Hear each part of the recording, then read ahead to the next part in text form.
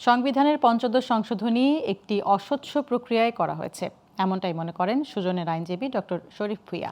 আর জামায়াতের আইনজীবী অ্যাডভোকেট শিশির মনির মতে এই সংশোধনী রাষ্ট্র নয়, জুলাই সনদের ভিত্তিতে নেওয়া উচিত। সকালে তত্ত্বাবধায়ক সরকার ব্যবস্থা বাতিল করে আনা সংবিধানের পঞ্চদশ সংশোধনীকে অবৈধ ঘোষণা করে হাইকোর্টের দেয়া রায়ের বিরুদ্ধে আপিল শুনানির দ্বিতীয় দিনে তারা এইসব কথা বলেন। এই বিষয়ে রাষ্ট্রপক্ষের শুনানি হবে বুধবার। বিস্তারিত আলাউদ্দিন আল আজাদের প্রতিবেদনে। সংবিধানের পঞ্চদশ সংশোধনী নিয়ে হাইকোর্টের রায়ের বিরুদ্ধে মঙ্গলবার প্রধান বিচারপতির নেতৃত্বাধীন 4 সদস্যের আপিল বেঞ্চে দ্বিতীয় দিনের শুনানি হয়। শুনানিতে অংশ নেন আপিলকারী হিসেবে সুশাসনের জন্য নাগরিক সুজন এবং জামায়াতে ইসলামী।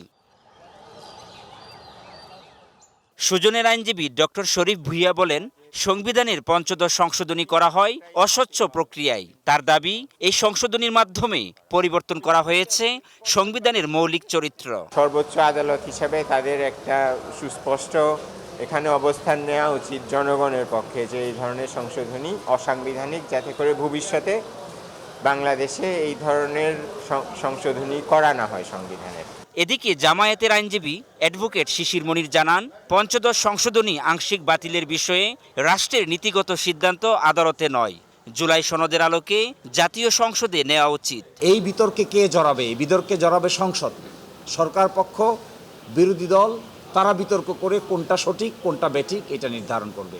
এই জন্য আমাদের সাবমিশন হলো fundamental principal of state policy বা নীতিকথা বা মৌলিক বা প্রস্তাবনায় যে সমস্ত পরিবর্তনের সূচনা করা হয়েছিল এগুলো যেন আদালত সিদ্ধান্ত না নিয়ে সংসদের উপর ছেড়ে দেওয়া হয়। এর আগে আলাদা 2 রিট আবেদনের চূড়ান্ত শুনানি শেষে 2024 সালে হাইকোর্ট সংবিধানের পঞ্চদশ সংশোধনীর কিছু অংশকে অসাংবিধানিক ও বাতিল ঘোষণা করে রায় দেয়। হাইকোর্টের রায়ের পর তত্ত্বাবধায়ক সরকার ফেরার পথ খুললেও কিছু জটিলতা থেকে যায়।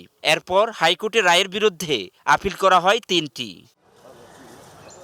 আলাউদ্দিন আল আজাদ, গ্লোবাল টেলিভিশন, ঢাকা।